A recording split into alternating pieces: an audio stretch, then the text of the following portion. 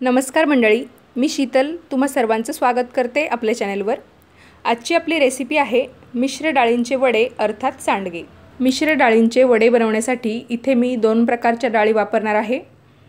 यामध्ये 2 वाट्या हरभऱ्याची डाळ घेतलेली आहे आणि 1 वाटी मुगाची डाळ घेतलेली आहे।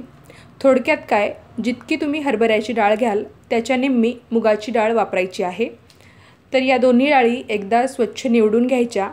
यानंतर या डाळींमध्ये पाणी टाकायचं, 1 ते 2 वेळा त्या स्वच्छ धुवून घ्यायच्या आणि नंतर डाळी बुडतील एवढं पाणी टाकून 7 ते 8 तासासाठी किंवा रात्रभरासाठी या डाळी आपल्याला भिजवून घ्यायच्या आहेत।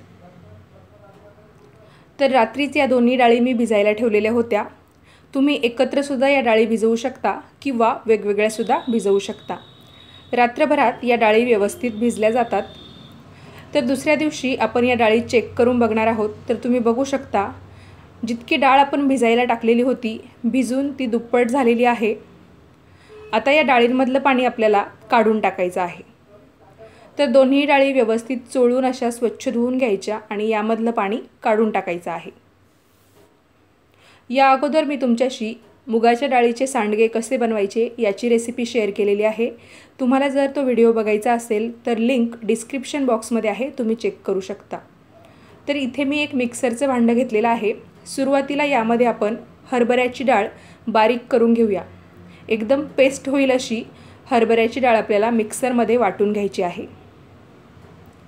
तर तुम्ही इथे बघू शकता हरभऱ्याची डाळ कशा पद्धतीने मी वाटून घेतलेली आहे। मुगाच्या डाळीची सुद्धा आपल्याला एकदम बारीक अशी पेस्ट तयार करून घ्यायची आहे।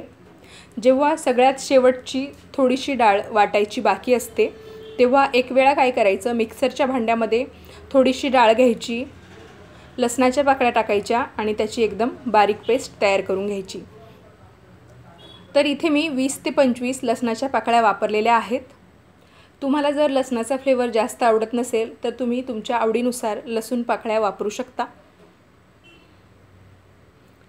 एक वेळा थोडीशी डाळ, लसूण पाकळ्या याची एकदम बारीक पेस्ट तयार करून घ्यायची। परत एकदा थोडीशी डाळ, त्यामध्ये आवडीनुसार जिरे टाकायचे आणि याची सुद्धा एकदम बारीक पेस्ट तयार करून घ्यायची।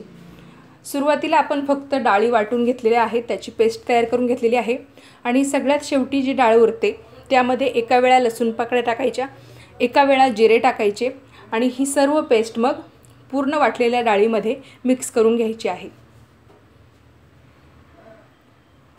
तर सुरुवातीला आपण डाळीमध्ये लसूण पाकळ्या वाटल्या, नंतर जिरे वाटून घेतले। आता ही सर्व पेस्ट आपण पूर्ण वाटलेल्या डाळींच्या मिश्रणामध्ये मिक्स करून देऊया। दोन्ही डाळींचं मिश्रण एका मोठ्या भांड्यात काढून मिक्स करून घेतलेलं आहे। आता एक एक करून आपण यामध्ये मसाले ॲड करूया। सुरुवातीला यामध्ये हळद टाकलेली आहे 1.5 चमचा, तुम्ही तुमच्या आवडीनुसार हळद टाकू शकता। यानंतर या सांडग्यांना फ्लेवर चांगला यावा म्हणून यामध्ये हिंग आपल्याला टाकायचं आहे। हिंगामुळे फ्लेवर खरंच खूप छान येतो या भाजीला, जेव्हा याची आपण भाजी बनवू तेव्हा। तर 1 छोटा चमचाभर हिंग यामध्ये टाकलेला आहे। 2 ते 2.5 चमचे लाल तिखट यामध्ये टाकलेला आहे। तुम्हाला किती तिखट आवडतं यानुसार लाल तिखट या मिश्रणामध्ये टाकायचं। सगळ्यात शेवटी जे टाकायचं आहे ते म्हणजे चवीनुसार मीठ।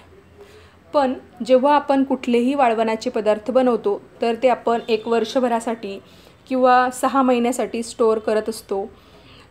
तर हे पदार्थ जेव्हा वाळतात, जसजसं आपण त्याला स्टोअर करायला ठेवू तसतसे ते खारट होतात। म्हणून यामध्ये थोडासा मिठाचा वापर कमी केला तरी काही हरकत नाही, कारण जसजसे हे पदार्थ जुने होत जातील तसतसे ते खारट लागू शकतात। आता हे सर्व पदार्थ या वाटलेल्या डाळींमध्ये व्यवस्थित मिक्स करून घ्यायचे आहे।